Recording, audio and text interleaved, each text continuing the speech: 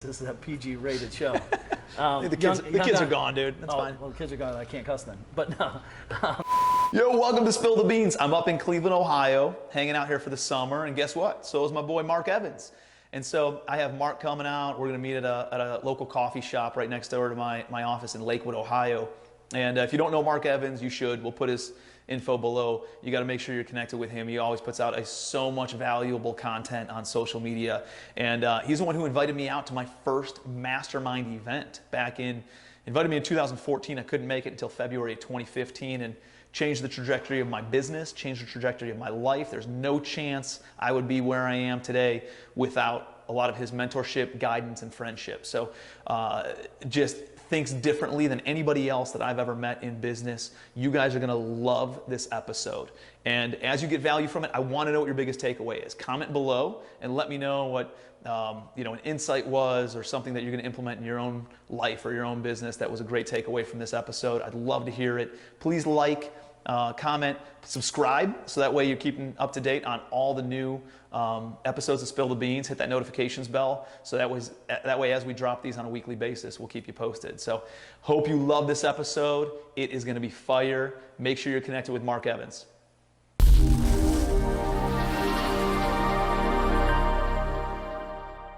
It all started in February 2015. Actually, a couple months before that, right? We were shooting some messages back and forth, but no, dude, I appreciate you being here. You've been a good friend and a mentor for a long time. So definitely. I'm excited to sit down and talk some shop, dude. So welcome to Spill the Beans. Yes, we're here to excited. Yeah, man. We'll talk about business, life, growth. There's a lot of things I'm sure you and I have done a lot of content and stuff together. So and I'm excited about the new book. So I definitely want to hit on that too. Absolutely. So let's dive in.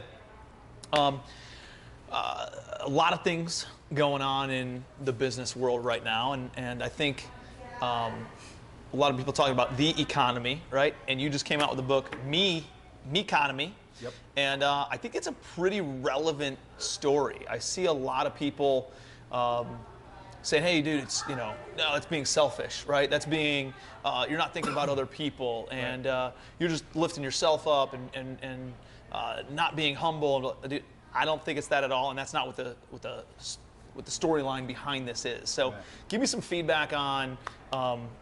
Or high level on the story, on the book, the message that you're conveying and why it's important. Yeah, I mean, listen, at the end of the day, first of all, the selfish action is helping solve a cool situation, or not a cool situation, but helping Tim Ballard's thing, because 100% of the profits go to the Underground Railroad project. Yeah, for sure. So right? Me being selfish is kind of being really unselfish. And as you know, like in business and in life, if you're unhealthy or not financially free, you can't build a business, you can't take care of your family, you can't do the things you want to do. And there's money abundance, why would we not go after what we can get? Yeah. So I think it's actually the most unselfish thing you can do to be selfish at this point. Dude, you can't make an impact if you're not out there. I mean, like it or not, dude, revenue and money and finances was what drives the economy, what drives the world, right? And so, if you're not out there making money, you can't make an impact on your family. You can't offer your kids the best school. You can't retire your spouse or your parents. You can't build churches. You can't build hospitals. You can't, donate to your to a local charity or an international charity or build houses for people who are in need.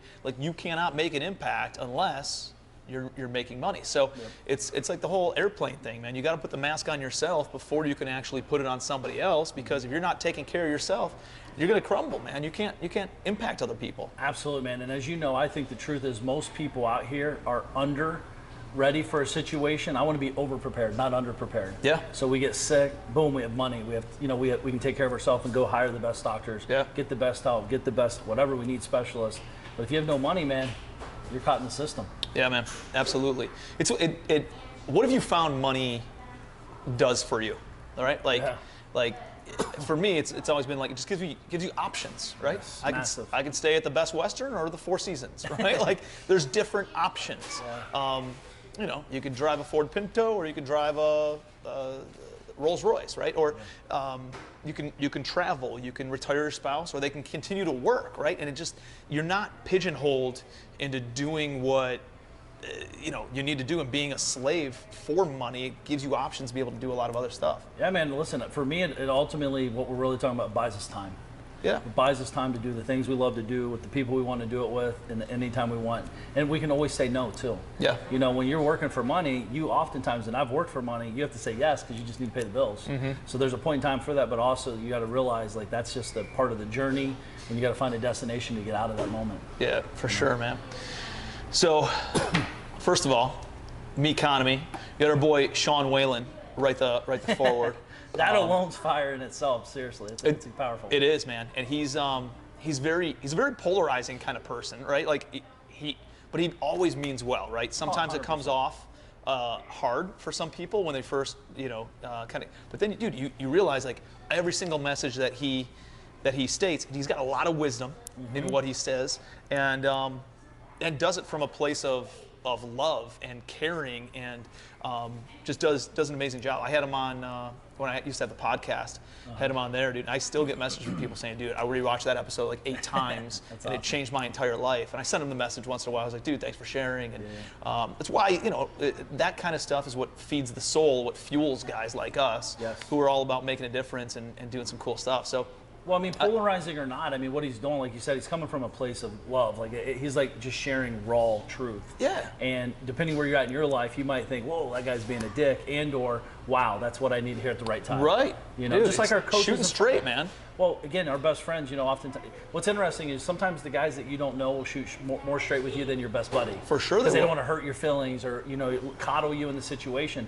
Sean's not there to be a friend, he's there to help you. Yeah. Period. You know? And even though he's a great guy and we're buddies, but like, dude, we're just straight with each other. Yeah. Like, dude, you're full of shit. Let's step it up. Let's go. Let's grow. Whatever. When you were telling me about, what's funny is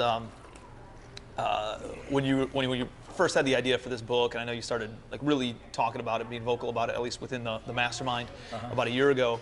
You talked about Me Economy. Like, it went back to a post that Waylon did about like the king eats first, right? And it's the entire philosophy of like, you got to be fed. You can't take care of your people unless you eat first, and going through a lot of the things that we just talked about. And what's funny is it comes full circle, because then I just saw he released the book, he wrote the foreword, and I just saw him talking about him sitting out on the boat with his wife and saying, like, the reason you guys got connected is because you wrote a post about essentially the philosophies in Meconomy 5, 6, 7 years ago. Interesting. That he was like, holy shit, like, yeah, that's what's wrong, right? I'm not focusing on me. And then he dove so hard into it because you planted the seed, and he dove so far into it that he became, a great epitome of this entire philosophy. And then he comes full circle and writes the I think the thing is too, it's amazing. I think another thing too, man, is a lot of people talk the game, but very few people live it. Sean lives it. We live it. Like, we're in the trenches. It's not like we wrote a book and then we go do something else and go work at McDonald's. We're here, like, living the process, going through the emotional journey, having that real me conversation when no one's around and it's not cool and it's not sexy. And it's like, dude, we gotta make a real decision. What do we do? Yeah. It's either fight or flight, and we're fighting, Dude, tell me about one of the greatest, strategies and just thoughts and reflections that I've had on our friendship and business relationship is just like the idea of thought auditing, right? And thinking about your thoughts and having that awareness. And I think it's something that's really unspoken in the world of success, right? Everybody's like, you got to work real hard, you got to surround yourself with the right people, or you got to do. Dude, I think the most successful people I know are very emotionally intelligent. Yeah. They're very reflective. They don't get lazy in their thinking, but they take time on a daily, weekly, monthly, annual basis to just sit back and think about situations and think about why things happened the way that they did. What if you responded in a different way? What if you preempted it in a different way? What if you reacted in a different way? Like, why do things happen the way that they happen? And the whole idea of just sitting back and thought auditing, it's always like, it's why masterminds are important, right? Because you're not working in the business, you're working on the business, right? You step back and you're like, oh shit, I could be doing this different. But when you're in the trenches, working your ass off all day, every day, you can't really like step back and think through some of those things. So like, masterminds are important. Going on vacation and looking at your balance sheet and your net worth statement and your goals, and like, it helps you work more on things rather than being in things.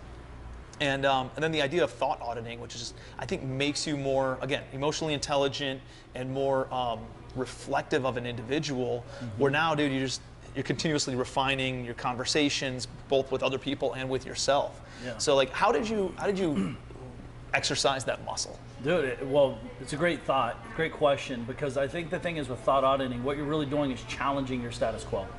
Like, what does rich mean?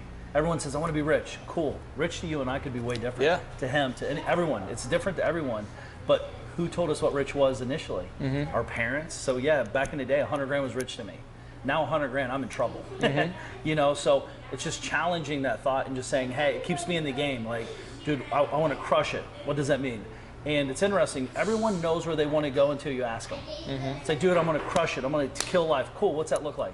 Well, I don't know, but I'm just going to kill it. Yeah. It's like, dude, you're like, literally, no wonder I want a Ferrari. I want to live on the beach. I want to do, right? Like, well, you got to get specific, right? Like, I want to know, like, it needs to be more than that. Like, yesterday when we did the mastermind call, like, you guys say, hey, I want to get a Lambo. Cool. Like, that's the stuff I do. I become hyper focused on the action. Like the thing. If I'm going for the thing, I'm going for the thing. I'm not going to just talk about it. So I want it to be white. I want it to be, you know, black rims, like very specific. And not to say it might not change at the end either. Yeah. But I at least know I'm going to the car dealership to get that car. Right. It might not be that particular one, but something else. Ideally better. But dude, thought auditing is a very interesting thing. Like, you know, when I have a fight with my wife, I'm thinking, is it me or her? It kind of strips the ego. Yeah. You know, because I'm not trying to be right. I'm trying to grow. And I think it's, at the end of the day, it just happens I'm always right. At least that's what I tell my wife. So, but no, at the end of the day for us is like, dude, we have a lot of data coming to us. And if we're not thinking, you know, emotionally with data, not just, you know, not just drama, but like taking the data and filtering it through our filtration system, we're not going to get the results that we're seeking. Yeah. Because if not, you're pushed around by the environment. Yeah. You know, so sometimes, and by the way, thought auditing is not always sexy. It often, very rarely is, because you're going to have to tell people stuff you might not want to say out loud. Yep. It's going to hurt their feelings. They're going to get upset. You might have to let someone go. You might have to cancel this business because it's just not working. So it's like the thoughts, like really, you know, what does this look like to be successful? How am I successful? What does it look like if I'm failing? Like dude, we fail, like failure to you and I, and the average person, it's different. Like people are like, dude, I failed. It's like, shit, I just learned a lot. Yeah. You know? So that's thought auditing at the highest level, is just really digging deep. I want to be rich. I want to be thin. I want to be healthy. I want to be happy. What does happy look like? I want my perfect day. What's your perfect day look like? And I think what people don't realize through thought auditing, these thoughts edit and change and evolve as we evolve. Yeah. So it's like today I want to be rich and it's maybe at 10 million. Next month it might be 100 million. Because what happens, like you said, the mastermind groups, you're hanging out with these other guys, borrowing their belief. This guy's like, dude, I just sold a company for $1 billion. You're like, I can do that. Yeah. And now all of a sudden my goal and my dream and my thoughts are bigger now, just by the power of association. Yeah, dude, I think a lot of it comes back to like 100% ownership also, right? A lot of people, as soon as you put blame out there, as soon as you put excuses out there, you're giving up ownership over your life, right? Over your decision, over your results. Yeah. And I think when you thought audit, you're like, what could I do differently? That's always a question that I think of whenever I'm, you know, reflecting on a situation. And it gives me the power then to be like, dude, I can go and make the difference, right? I can be better next time. I can respond better next time. I can answer that better next time. I can not be a dick next time and I'll blow back. Like the reason that happened was, like, dude, I'm very, you know the DISC assessment, right? Like DISC. So I'm very I in social settings, but I'm a very D in business settings. And dude, when I get an email, I respond. I sent some this week and I was like, I wrote the email and it was just such an asshole email. It just off the cuff, like this guy, what a prick. Like who, you know, and exactly. And I wrote it, and then before I pressed send, I was like, let me sit back and just kind of reread it. And I was like, man, this sounds horrible. I look like a total asshole. And I rewrote it, and it was essentially a thought audit in the moment, right? And I'll be like, oh, dude, okay, how can I convey this better? It takes a little bit more time, but it doesn't piss off joint venture partners. They see it comes from a logical, reasonable, right? And just me realizing that I could have taken that partnership and lit the whole thing on fire because I sent that email, or I saved that partnership and just lit a fire underneath everybody's ass to actually perform is a difference, right? And so that was like things like that. I take on that ownership. I take on that ability, that responsibility, and knowing that I have control and power over my life, dude, I think is a game changer. It gives us massive confidence. Yeah. You literally throw us in any mix, we're going to make the most of it, and we're going to do something with it.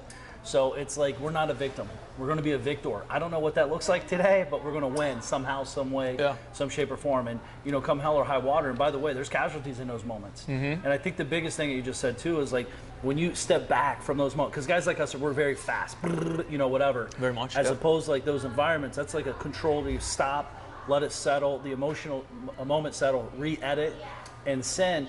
The truth is, oftentimes, that's when you forge a relationship even deeper with that individual, or the partners, or whatever, because now it becomes super authentic and real, and like, it's not coming as a dick way; it's coming like very thoughtful. And guys like us, sometimes we're just moving, and it could be out of context. They're like, "Whoa, that guy's a dick," as opposed to, "Wow, I don't like it, but it makes sense." Dude, I think thought auditing on that, realizing that other people are so direct and like just, hey, it's not that they're not emotionally attached or that they don't care. It's just, dude, they got a billion things going on. So like, if I get a message from you or somebody else that I know, it's just like boom, boom, boom, boom, boom. Like, I'd be like, it's the context that you know, it's not that. That's not how they actually feel. They're just trying to get results, right? Because they have a billion other things happening. And just me being able to then reflect on that and thought audit on that, you know, I don't then take it personally, right? A lot of other people who don't have the emotional intelligence or don't do the thought auditing on some of this stuff, then I think they would take that and internalize it and quit their job or not ever partner with. So like, I think it's both ways, right? Making sure that you're conveying your messages appropriately and at the same time understanding where somebody else's perspective is, where they're coming from when they're sending you a message. I think it's just, you know,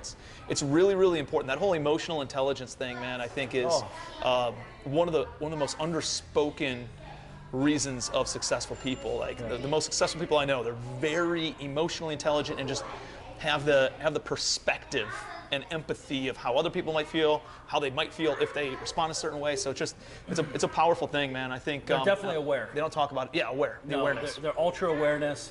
Like, hey, if I send this, it's going to stir up the shit. Or hey, if I send this, it's actually going to draw them closer. Like, there's intentions behind the actions typically because we're thinking about it. We've thought about it many times over. By the time we're sending that message or moment, it's a meaningful moment for sure. So, you know, I joined your mastermind in February of 2015. That's how we started the video, right? Not knowing what I was getting into, right?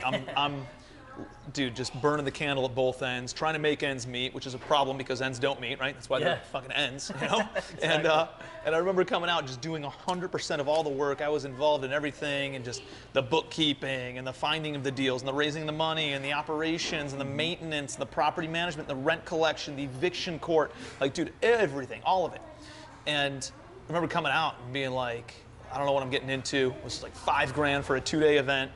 And showed up and just sitting around a room with 15 entrepreneurs all talking about what they had going on in business at the time, and realized, like, dude, I didn't even know I had that problem, and I do have that problem, and I need to fix that too. By the time they came around, it was like most of my problems were done because everybody has a lot of the same problems. What do you see from business owners? Like, what is usually getting in their way for having success? The answer is simply it's themselves. Right? They think they have to do everything themselves. No one can do it as good as me. I talked to a guy yesterday, he's making $500,000 a year, and he's like, dude, I literally am working 16 hours a day, but I'm crushing it. I'm like, you're crushing your dreams. Dude, you gotta let go. You gotta let go. It's interesting, to gain control, you have to let go. It sounds crazy, because the control we're trying to gain is much bigger than that little bit of control you're dealing with. So, and if you're a control freak, it's gonna be tough. It's gonna be tough. And unless you have someone helping guide you and like, hey, it's okay, even if it's at 50%, we talked about this, get 4 people doing it 50% as good as you, it's still 2 times better than you'll ever be able to do it at your best. And that's the only thing you're focused on. So people's got to get out of their own way, man. They got to admit they have a problem. That's the first step of recovery. Yeah, right. That was a big deal for you. You had to get a couple drinks in before you pulled the trigger. I had to. And you wanted to get the tax write-off at the end of the year. So you sent the money to me. But no, man, I think it's... I'd love to help a lot of business people, but the problem is most of them don't want help. They say they do, but when they have to make the investment, it's a big deal. And you got to invest in those moments because... Why do you think that is? Why do you think they hold off on that? Dude, most people think education stops after college, and I think that's when it starts. I think education, real education, because I'm in this game forever. You know, so I'm constantly investing in myself, books, courses, mentors, masterminds, coaches, anybody that can help me solve a problem. And most people see that as weakness. But yet, if our kids want to go play baseball, we'll hire them a coach. If our kids want to be a tap dancer, your daughter, we'll hire them a coach, like a teacher. But yet, when us as adults, when we're trying to build a company from 100,000 to 500,000, we think it's weak, or I can figure it out on my own and I can grit it out. Now all of a sudden, that's not good. Yeah. Because the reason is because they're talking to their buddies. They have no money and or in the same situation, say, dude, if they're so good, why would they only charge $5,000? If they're so good, why aren't they doing it themselves? Well, maybe they're doing both. And some people just aren't good doers. Some people are great teachers, hence your college instructors probably. So I think that at the end, and not only that, dude, look at Michael Jordan. Michael Jordan had amazing coaches. Yeah. That doesn't mean they can't go on the court and play the ball, but they can't compete against Michael Jordan. Yeah. But Michael Jordan's not looking for competition, he's looking for the edge. Yep. And that's what real business people coming to me for sure is looking for the edge. Dude, and I think the other thing is like, and you kind of mentioned this, like we know that our daughter's worth it. We know that our son's worth it. So we're willing to spend the money to pay for the coach because we know that they're worth it. I think there's an underlying thing that holds people back because, dude, there's nobody telling them that they're worth it, right? Yeah. There's a limitation in their confidence of like, if I spend $30,000 on a mastermind, dude, am I going to get the money back? I don't know if it's not that I don't believe in the coach. I don't think they believe in themselves. That's where it all starts. I've talked about this because you have a mastermind. The most effective moment is when they make the commitments and the money because the belief became real inside themselves. The mastermind is just the aftermath of the opportunity. I love it. That's when it really kicks in. Because you could pay, if you never pay the money, the effect will never happen because there's no like commitment level. The emotional warfare you go through is like, am I worth it? Am I not? Should I listen to Susie Joe that told me this is a ripoff, a scam, and blah, blah, blah, blah. Once you make that commitment, make the investment, it's game on. And that's what I've seen. I mean, dude, I've seen it happen many, many times. Oh my God, you have too. Almost every single person, right, that comes through, they're like, they come in, my buddy Dave Benson, right, my buddy, he calls me up, man, and he's going on this like, just emotional roller coaster of like, can I join this mastermind and this and that. And dude, we are job killers, right? Like if somebody is working a job, like we get them to quit that immediately because like we know what their potential is, right? Especially maybe not somebody who's never done a deal before, but somebody who's like Dave came to me and he's like, hey man, I have 100 single family houses on a part-time basis as I work a full-time job. Yeah, he's out. He's got to go. I was like, he's like, can you help me? Can you help me? I was like, yeah, as long as you quit your friggin' job. Exactly. And he's like, oh, well, I was like, dude, you can join the mastermind, but you're not allowed to come out unless you quit the job, right? And some people are like, well, why would you tell him to do that? Because I know he's capable, right? If he wasn't capable, I'd be like, man, keep your job, let's get up to 50 units, 20 units, 150 units. But I know he's capable. He's already done it with 100 units. It's amazing. And he's already got a safety net there of, I don't know, let's call it $20,000 a month, $30,000 a month coming in. And dude, you know what happened? He quit his job, came out to the January event that we hosted down in Key West, and he's like, dude, Tim telling me I wasn't allowed to show up unless I quit. Everybody's like, yeah. So that was cool. And then he, you know what happened over the next 6 months? Picked up 64 doors, increased his portfolio by 64%. Believe it. In 6 months. That's awesome. How about that for a friggin' ROI, right? Which he would never have been able to do if he still had a full-time job. No. And then secondly, I can't tell you how many messages, I don't know, I've gotten probably 5 or 6 messages from him over the past few months that have been like, dude, I'm hanging out with my daughters, going out to their volleyball tournament on a Wednesday, which I would never been able to do before. We're going to the water park on a Tuesday morning, which we never would have been able to do before. That's the best. And it's like, dude, that's the intangibles that's a benefit, right? Like I could show you the quantitative metrics of success of what investing in yourself will do, and then there's all these other things that I can't even tell you how amazing they are and what kind of lifestyle it can give you if you're willing to make the investment. And it's not, dude, even if you don't believe in yourself enough, believe in your freaking family and make an investment in yourself just for them, right? Yeah, I mean, you got to shift it, whatever drives you, right? You got to find that thing that's the driver. For sure. Moment. Because there are dark moments in this process. Oh, hell yeah. Right? You're like, dude, I want to quit, but you have to have that thing where you know you're not going to quit. You're going to keep pushing forward. And but yeah, dude, it's just like working out though. Like you got to commit to work out. You work out, you don't see results for 30, 60 days depending. And you're gonna, but what you're going to do is you're going to gain confidence. You're going to gain structure. You're going to get, I mean, all these things. You feel the strength even though you can't see it, right? Absolutely. Or other people can't see it. But like you're feeling it under the the surface, knowing things are growing. Another reason a lot of people don't do it is because people don't recognize it, right? You made the investment, so most people want to make the investment, they buy the car because people are like, dude, nice car. As opposed to this, it's no one's like, man, nice mastermind. I heard about that. You know, it's more like, dude, you got scammed. You got scammed. So for me, it's like, it's very interesting to watch people how they zig and zag. Guys like us, we're in multiple masterminds. We've been doing it for many years. We'll continue to forever. We'll always have consultants and high-level people, so that will never not be a thing. But like, dude, every time I hire a consultant, I grow. I learn. And not only that, I become a resource for someone. Say, if you call me up and say, man, I need the best accountant, I got you. I know the person because I've failed 72 times prior. You know, vice versa. You would do the same thing for us. So it's like, I think you got to realize, like you said, like, I always tell people, aren't you worth 35 grand? Aren't you worth 50 grand? Aren't you worth, like, I would give all my money away to learn something.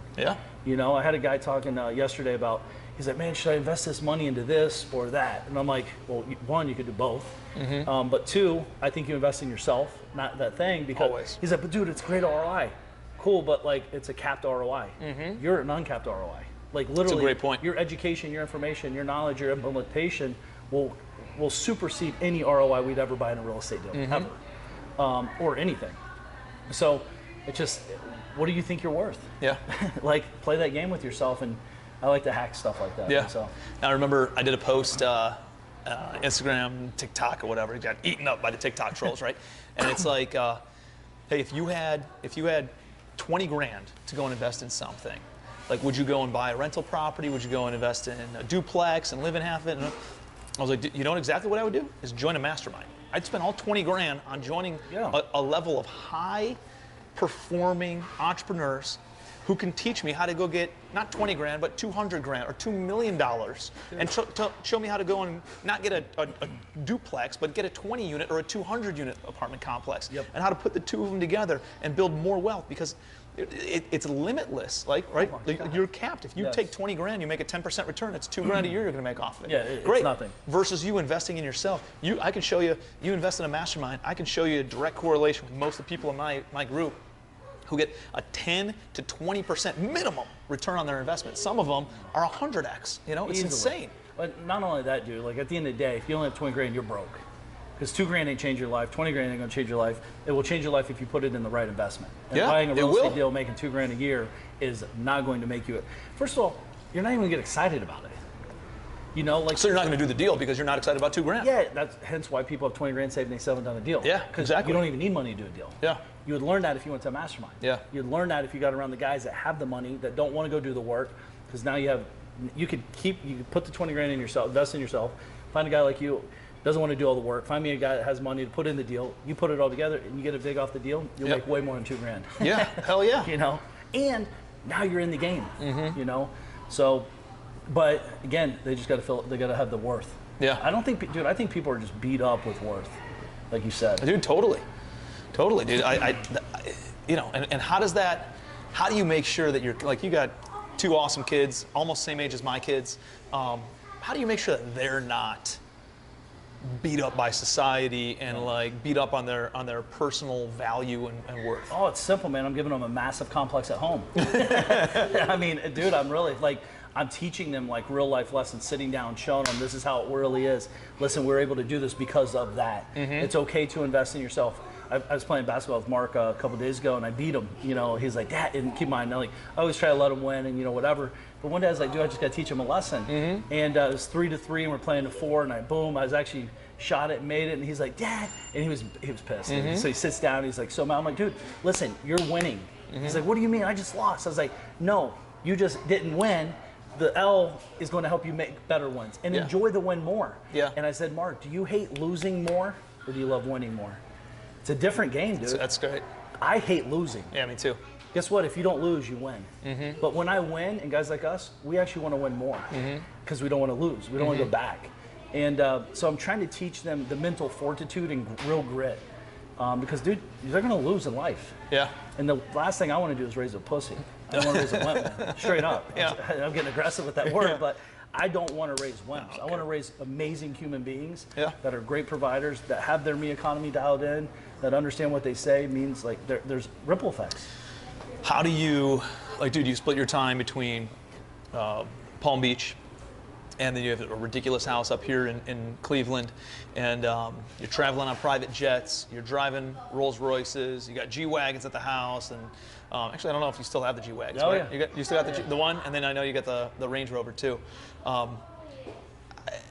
Big watches, big lifestyle. How do you make sure, like, dude, I'm a kid from blue collar Ohio, right? You're a kid, you were raised in a trailer park, right? In Columbus. You're rich compared to me. Yeah, right? Like, how do you make sure that they still have the awareness, the respect, the appreciation for what they've got, and realizing that this shit's not normal, but it can be your normal. My biggest fear is it has not become them. My biggest fear is their kids, because their kids are going to be super disconnected to my world. Yep. So I can still have a hand on a thumb on Mark and Drea. Yep. I can say, hey, no, this is not normal. Hey, we're on a private jet, dude. This is not normal. Hey, like, so we're oblivious to now, like, sort of, like, so I'm very conscious of when I'm in the roles every day or whatever, like, explaining to the kids, like, guys, we're so blessed. We're so lucky. Yep. You understand there's people who can't eat. Hey, Mark, you want a toy? We got to give 10 away to get one. Let me explain why. And, it's just, you don't want kids to be like, you got to raise them right, and I think we can do a good job. Yeah. Well, I think we have the emotional intelligence, right, to pay attention to that stuff and make sure that they're, volunteering in certain aspects or donating in certain regards. And we're home with them. You're right. It's not like they're being raised by, nannies all day. Not to say we don't have help around the house helping us, but, like, dude, like, I'm very present, as you are. Like, we're in the game with them. We're hanging out on the weekdays. Dude, just us hanging out on the weekdays at 2 o'clock in the afternoon is not normal. Yeah. So they're going to be like, their kids are like, what the hell do you guys do all day? So my buddy Walter, and he retired he retired when he was like 35, and then again when 42, and just kept on launching businesses, going back to work, selling all this stuff. And when I started doing deals with him a few years ago, about 5 years ago, he was retired for almost 10 years, and his kids would be like, hey, what do you want to do when you grow up? I want to do what Dad does, which is nothing. Sits at home, right? And they're like, well, Dad works, it's just da-da-da, and here's what he did. But they didn't see that, and he's like, I got to get back to work just to be an example for my kids. Lead by example. And he was very concerned about that. Now they see him working his ass off and really pushing and doing all those kinds of things. So it's I think we have the awareness of it, so we're paying attention to it, and we're having the conversations with our kids.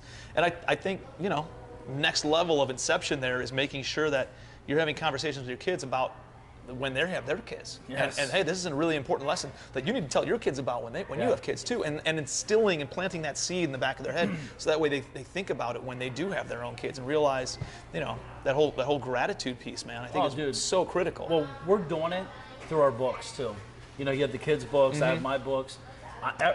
The books, I don't care if anybody ever bought a book, I want my kids to read the book. Yeah. Because they're going to see me evolving through the books. Like, my words are different, my thought process are different, I'm evolving, my business structures are way bigger than when I wrote my first book. Everything's different. Yeah. And I want the kids to see that evolution process, like you're doing, like teaching the kids, what is respect, what is, lawn care company, like just entrepreneurial spirit.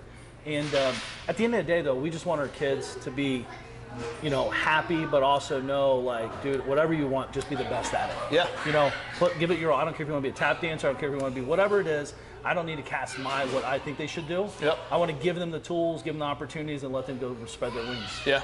No, I love that. I think, exposing them to as many things as humanly possible, whatever they end up latching onto, and then just feed that desire, right? Yeah. Feed that. Don't push them, but inspire them, I would say, right? So a couple kicks in the ass inspires them. Yeah, a little bit, totally, dude, man. I love that. I remember, like, my parents pushing me. I wanted to quit soccer one time, and I remember my dad's like, you signed up for it, you're sticking with it. Yeah. I stuck with it, I actually enjoyed it. I loved it. It was just a weak moment, and I needed someone that was stronger than me to push me to keep in the game. Yep. And for all of us, I think we all need that sometimes. Dude, totally. Yeah, you make a commitment to something, man. You see it through. You don't have to sign up again, but you sign up for this time. You are going to pursue it, or you're going to see it all the way through. So, no, man, I think it's one of the things I've really been working on, and doing the estate planning kind of stuff and figuring out all that kind of jazz and trying to figure out, like, there's a lot of different ways that wealthy people pass down, money and treasure and estate and property and businesses and things like that. And I remember just talking to different estate planning attorneys and getting different feedback on them. And there's some cool stuff out there. Like, one is hey, you go do whatever you want. However much money you make, we'll match it every single. If the estate will match it every single year. So if all you want to do is be a tap dancer that makes $30,000 a year, which is fine, right? There's not. Yep. You'll make 60 grand a year, right? Yeah. Because we're going to match it, but you're going to be, the richest, hamburger flipper at McDonald's ever, because you're going to get, $20 an hour instead of 10 or whatever minimum wage is now. Probably $70 an hour by then. Yeah, for sure. No, but it's fascinating. Another one I saw that was it was like, we'll pay for any education. Love it. Any education that you want, whether that be formal education, joining a mastermind, getting some sort of like trades or some sort of like accreditation of some sort. Like, we'll pay for anything like that out of the estate, and we'll pay for any educational pieces. Dude, I like That's that cool. one. No, I like that one. It keeps them wanting to grow and learn, right? Yeah. So I love that piece. Yeah. And then at the same time, I'm like, I think true legacy for me is passing down the mindset where they don't need any of my money, right? They don't need any, where they're like, Dad, I don't want any of your money, because I'm going to go do it better, bigger, faster than you did it. And dude, I don't know who my great grandkids are going to be, and they might be total dipshits, and maybe I don't even want to give them my money anyways, right? I'd rather give it to a library or something. Dude, there's two things on that. So one, I think our kids will smoke us straight up. Yeah, I hope so, think dude. On an expedited timeline. Because they hear our conversation. They hear conversations we didn't hear till we were 30s. Yeah. They're hearing at 3. That expedites their language. They understand. They see our emotional intelligence. They see how we act, react, don't act, whatever. We get a call, hey, you're being sued. Okay, cool. What's for dinner? Yeah. Like, as opposed to like, oh my God, it's over. I'm losing everything. And all that. Another thing too, probably the biggest thing Frank was telling me, because I was talking about this, is he said, Mark, the biggest thing you got to be careful. His friend told him, your kids are going to be told a lot. The only reason you're successful is because Dad was, or your mom was, or whoever. Mm-hmm. So you got to teach them, like, you're going to hear that. Yeah. That's not true. That's a good point. It's not true. You have advantages. Don't get that wrong. But you are not successful because of me. You're successful because you chose to be successful. Yeah. So it's kind of a cool, like, thought process, because when we saw rich kids, we're, oh yeah, must be mommy, daddy's boy or whatever. Yeah. And oh, it must be a trust fund baby. But the truth is, if someone's successful, ideally they've done it. Most of the time, they've done it in their own time, in their own rights. So that's the thing I'm trying to instill in the kids. Like, you did this. It's a really good point. Yeah. No, it's a really good point. I was telling Paul Vincent, as we were just having a conversation a little bit ago. At the same time, like, my mom, I remember like me thinking, like, my dad wasn't a big business owner, but he had a good business, had a side business. He was a full-time police officer, and then had like a personnel security business. Oh. And we lived we had lived in blue-collar Ohio, but we had one of the nicer homes in town, right? And we had always had clothes. We never had to worry about food or anything like that. And so, living in a nice house in an area where it was probably one of the bigger houses in the school district and all that kind of stuff. Like, I thought that I was like entitled, right? Because my parents, had it figured out comparatively to some of the other kids in town, and I was a little asshole about it, man. I get it. And my mom was like, you didn't do this, right? Your dad did this. Your dad sacrificed in order to provide this kind of a lifestyle. Like, you can go out and earn it, you can go and do it yourself, but you're not entitled to anything or to disrespect other people because of what your dad has accomplished. And that's always kind of it made me very aware, right? I'm like, hey, you know what? I am going to go out and earn it myself. Absolutely. Because not because I want to be a dick to people, but because I want to be able to say that I earned it, right? Yeah, I just want to show up my dad. Yeah, man. Don't we all though? Like, don't all of us kids want to be better than our parents, and more importantly, our parents want us to be better than them? Yeah, that's the whole purpose of being a parent, right? Yeah, I think. I think making them proud. Right? 100%. Not necessarily, I don't by any means think that I'm better than my parent. Like, not better. I'm just talking about healthier, right? 100%. More financially aware. Like, I want you to Mark. I'd never had the chance to go to college, but if you want to go, I want you to go. Oh, my parents, amazing, stuff like that. Amazing with that, and they're super happy with the success and stuff that I've had, and I think they were a little bit standoffish of like, let's make sure this is gonna ride out, right? It's not just a flash in the pan success thing, and 17 years crashes and be burns. Careful, man. It's my goal tomorrow. Exactly. well, my dad doesn't come from money, right? And I remember him telling me early on, he'd be like, when you don't come from money, you're almost afraid that you're gonna lose it, right? And so he always played it very safe. right? And was always like very conservative. Very conservative, right? And he lived on a lot less to give us more kind of a thing. And he would not wear new clothes and like just wear it until it had rips like in the armpits and shit. You know what I mean? And he'd drive decent cars, but he'd buy them, you know, run them into the ground kind of a thing, and was just a very conservative with his money, millionaire next door kind of mentality. You know what I mean? Like very smart, very wise, very like one of the most emotionally intelligent people I've ever met. That's awesome. But you know, when you don't come from money, and then all of a sudden you make it, you're almost afraid because nobody you knew growing up had money. So you're almost like, let me make sure that I don't screw this whole thing up because I've seen enough other people do it. And then, you know, me, I think coming up and seeing, you know, both sides of the coin. I went to public school and seen there were people with more, seen there were people with less, right? Yeah. And then where we were, and then hearing these conversations with my dad, and being aware and going to, you know, the different factories and apartment buildings and stuff that he had personnel security at, and seeing how other people lived and stuff. It would just I don't know, allowed me some sort of wisdom to be like, okay, well, I can push, right? I know what the worst case scenario is. I know that there's better case scenarios, and I think I can push limits, and I think I can do some big things. And I don't know, I felt like I always had like a safety net, right? And so it allowed me, and it felt like an obligation to be like, I have no reason to not succeed, right? Yeah. There's so many people who have had far greater adversities. Dude, like my parents have sacrificed a shitload in order to give me this life. I need to go and fucking take it to the next level and show them how much appreciation I have by showing them how much success we can have and how much I can pay it forward, right? And how much I can help other people because they set me up and gave me the confidence and the resources and sacrificed so much that I think, dude, like I have to, right? Yeah. That's like really been my driver. No, dude, I'm the same way. I believe I was brought into this world to change the family financial tree. Like I'm the root of the new tree. Like I'm the acorn that fell off, and now I'm going to grow a new tree and change that. You know, hence by my, you know, doing cool stuff for my parents and my sisters or whatever, people I care about. But like more importantly, teaching my nieces, my kids, and everyone else around me that I love, like how to be financially free. What does success look like? How to grow a company. Not everyone's trying to grow companies and be all that, but you can be financially free. You can, you know, change the trajectory of where we're at to where we're going. But dude, this is why most people stay broke, because it's comfortable. It's uncomfortably comfortable. You know, because they're going to talk about king of the dipshits, right? They're going to talk about the same problems, deal with the same shit. They know how to deal with that because they've been dealing with it for 20 years. Financial PTSD at the highest level. So now if I go make it, hence lottery winners, they don't earn it, but they make it or get it, first thing you got to do is get rid of it. Yeah. Because you know how to deal with that. Yeah. But you don't know how to deal with it when you have $100 million sitting in the bank. People are going to take I don't know if you've ever seen that, like, you know, my lottery winnings almost killed me or whatever. Yeah. Like, dude, they're like, oh, everyone came after me. Well, that's what you let them do. They came after you because you allowed it. You can say no. So we forget through the journey of success is the lessons that we learn on the journey of learning how to say no. Yeah. You know, educating ourselves to make better financial decisions. They're just stepping right into it. Therefore, they don't have that wherewithal. So that mental fortitude.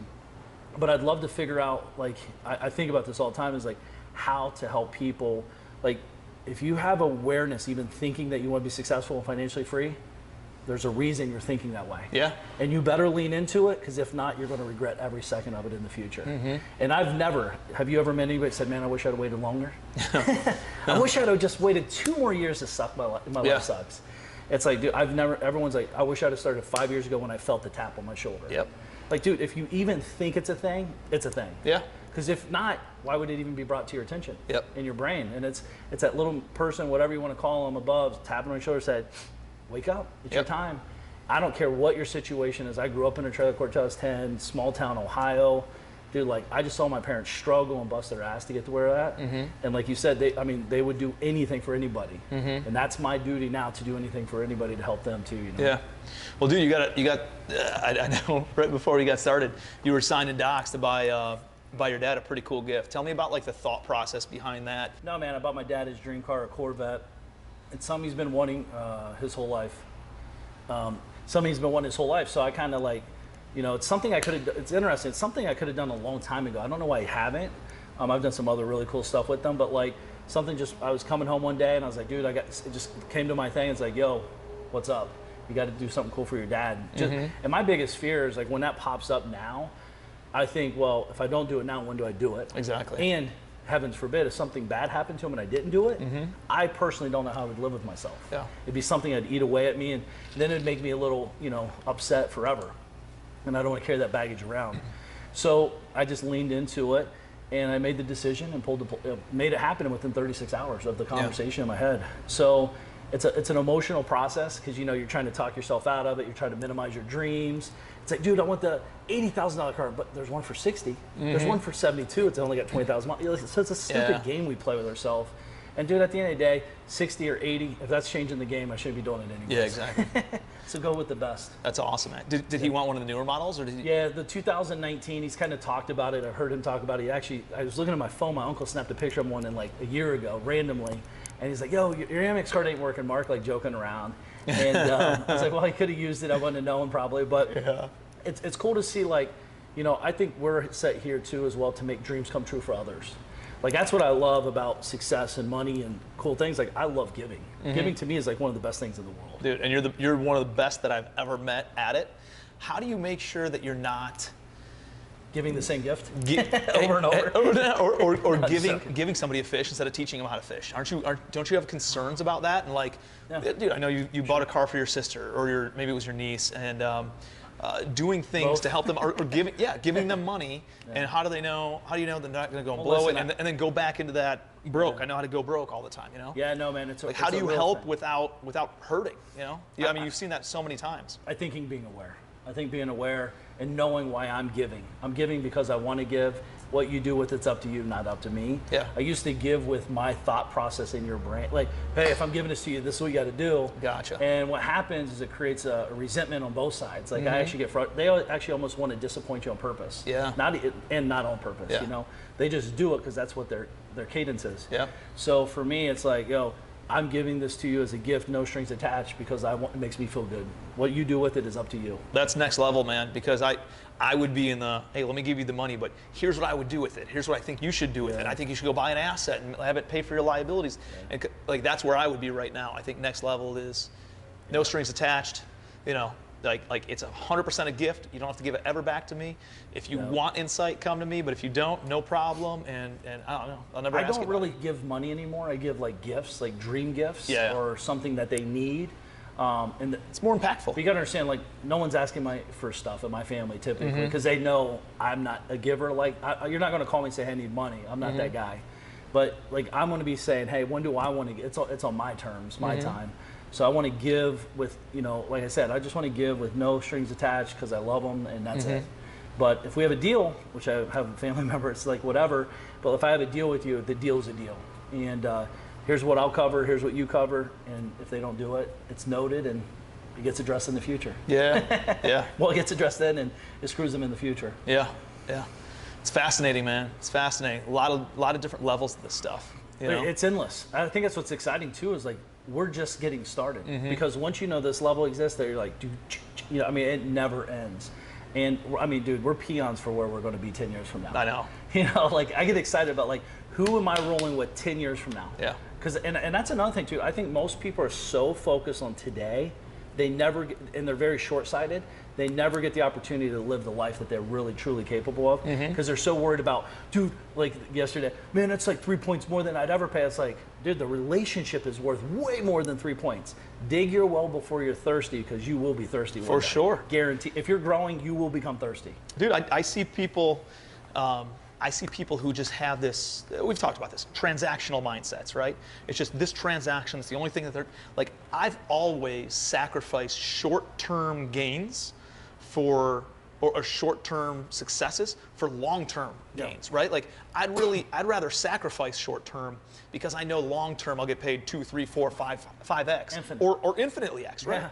Yeah. And so I see so many people, they join the masterminds, right? And they're not about the relationships and the cultivating of the relationships. They're thinking, how do I extract? Yeah, what can I get? What can I get? How can I take this much out? Dude, I've had people who join and, hey, I paid $30,000, and I got involved in 2 apartment buildings, increased my net worth by $600,000. Then I wholesaled some deals and I made another $200,000. But I'm not going to renew, right? Because it's just, I got the relationships. Now they're jumping over to another one. Yeah, dude, I've seen it. But our relationships. To me, that's just fucking crazy. It makes though. zero sense. It's fucking, like, can you imagine, what if, that's your year of planting seeds. Right? Year 1 is just you planting seeds. Year 2 is really cultivating those relationships. Yep. Year 3 is when the harvest comes. Yeah. You know, year 4 and beyond, now you're just consuming all the fruits of your labor. And I'm thinking, like, dude, if you had a relationship mindset and just a long, like, I won't do anything unless it's a 3-year commitment. If I don't see myself doing it for 3 years, including joining a mastermind, or Why do it? Why do it? Right? It's just too transactional for me, and I know how this stuff compounds if you give it 36 months. Oh, dude, I mean, the thing is people are so fast trying to get the result, like overnight. It's going to the gym. If I don't see it overnight, I'm not going to the gym tomorrow. Yeah. And not only that, like, as you see this, the longer we're in the game, I'm 25 years in business, I don't have problem. Again, we're long-term thinkers. I don't have the friction and the problems most people have, because I've planted the seeds. Like you said, I've given up short-term gains for long-term opportunities. Yeah. And when you do that, it is, like, people are like, dude, this is the problem. I'm like, what's the problem? I don't see the problem. Like, you know, give 3 extra points, because I'll tell you right now, you're going to need that money in the future. Yeah. They don't even know they need it. That's what's interesting, because they're so focused on the transaction. Yeah, maybe that's it. They don't know what they don't know. You know. Yeah. They're just focused on what's in front of them right then and there, and it's probably one of those wisdom things, right? It takes time. You got to be go around the block. That's why you should be a mastermind, though, with guys guiding you, seeing around the corner for you. For sure. Saying, hey, you know, everyone's like, dude, I see the light at the end of the tunnel. The problem is we're on the other side of the tunnel, and we're like, that's a freight train. That is not the sun.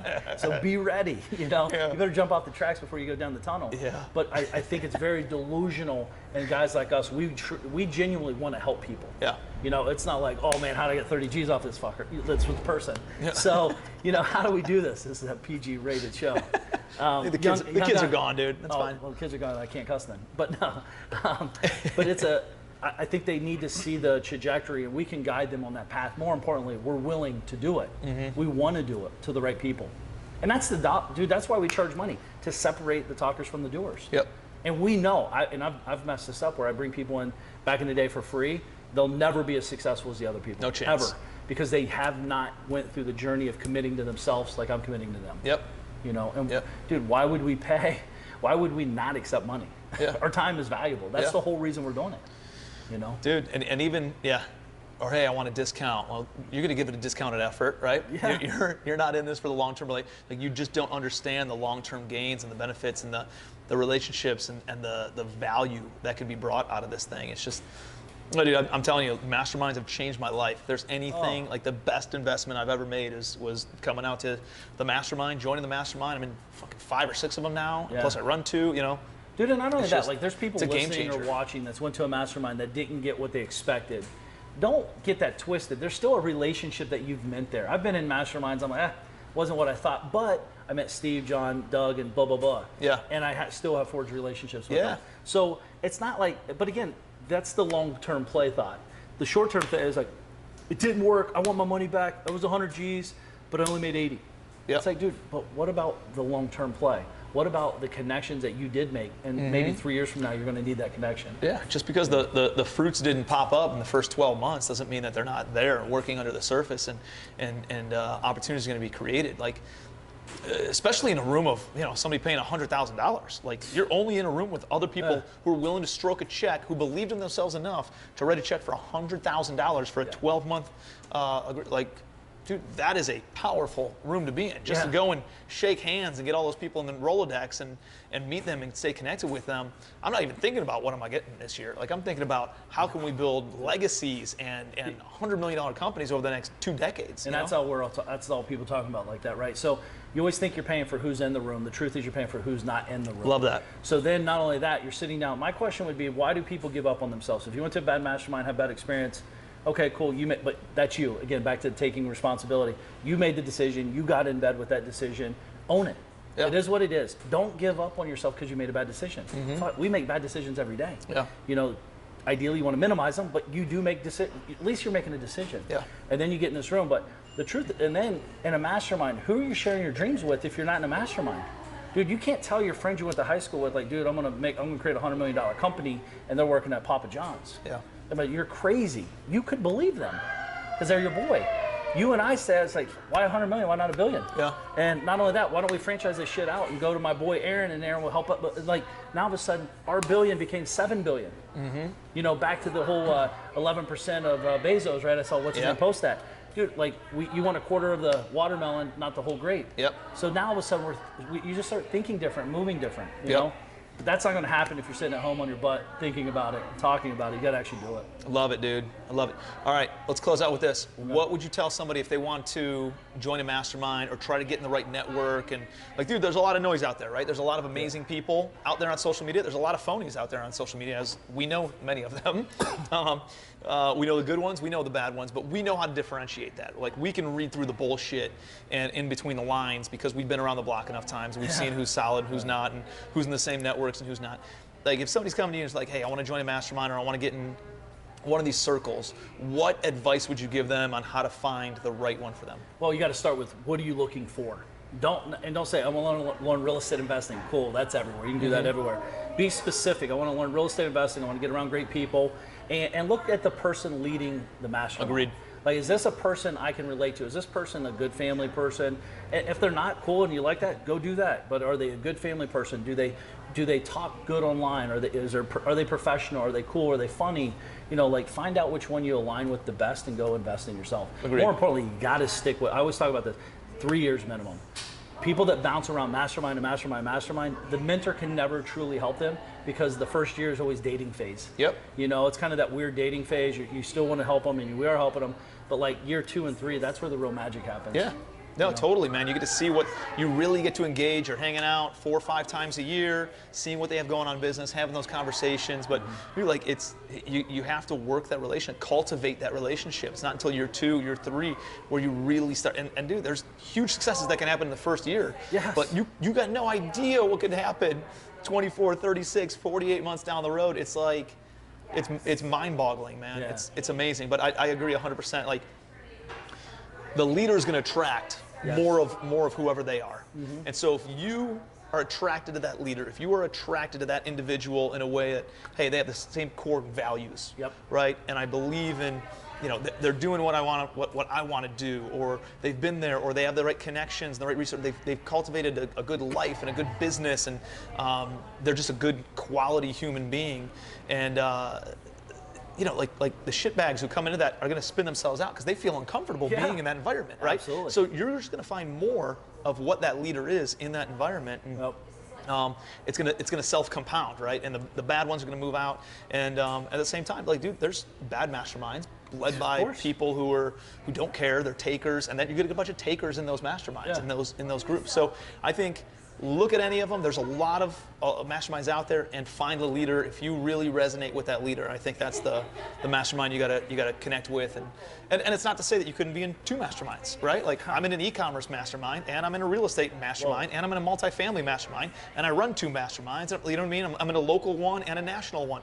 And so, like, there's going to be different benefits for you, benefits for your COO, benefits for your team, benefits in different aspects of business. You know, yours turned from a real estate mastermind into more of a marketing 100% mastermind. Business and marketing. Yeah, that's all it is, right? So it's like, if somebody's looking for real estate, I'm not suggesting you go to the DM. Oh, God, no. If you want a marketing mastermind, that's an amazing mastermind to be in, or business or mindset development, you know. Yeah. If you want technical stuff, I'm pointing them to this one over here, or that one, or you know, multifamily, you know, could be mine or could be a different one.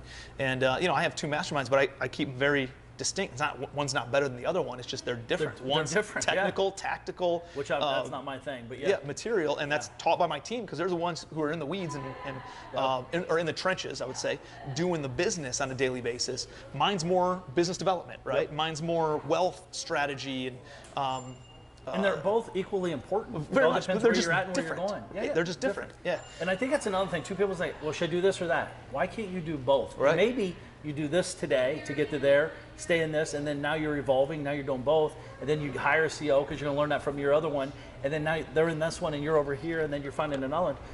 The key is just get going. For sure. That's the key, dude. And find good people. But what's always interesting, one more thing, is if someone's online and they're at the strip club all the time, this probably might not be the mastermind you're in.